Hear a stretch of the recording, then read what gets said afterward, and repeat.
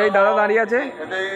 দাদা এটা কোথায় আসা হচ্ছে রাতের বেলা? এটা হচ্ছে আমাদের মা মুক্তকি শীতলা, হ্যাঁ, আমার গাছি। এখানে আমাদের মায়ের বিশালভাবে আমাদের পুজো পাঠ হয়। তো আপনারা সকলে আসবেন, যারা যারা জানেন না তারা সকলে আসবেন, কিন্তু ওখানে এসে দেখবেন যে মায়ের কীভাবে পুজো পাঠ হয়। সকলে পুজো আশা করি শুনতে পাচ্ছেন। মায়ের পুজো কোনো ক্যাসেট না, মায়ের অরিজিনাল পুজো চলছে। হয়ে গেল 10:30।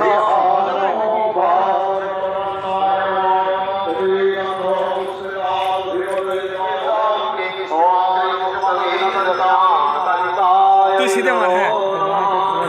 হ্যাঁ হ্যাঁ, হাতে তুলাস না।